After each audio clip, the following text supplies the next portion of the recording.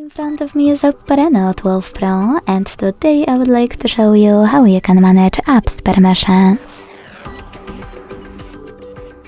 Begin by opening Settings and scrolling down to access Security and Privacy.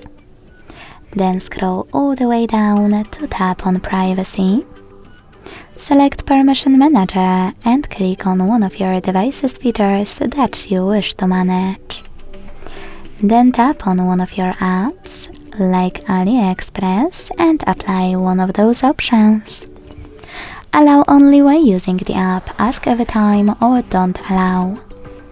I want to pick the first one, so when I tap and go back, I can see that AliExpress just gained access to my device's location if I'm using it.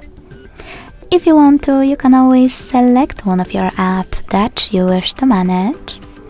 Scroll all the way down and select See All Permissions at the bottom. Then manage all of those only for chosen app the same way.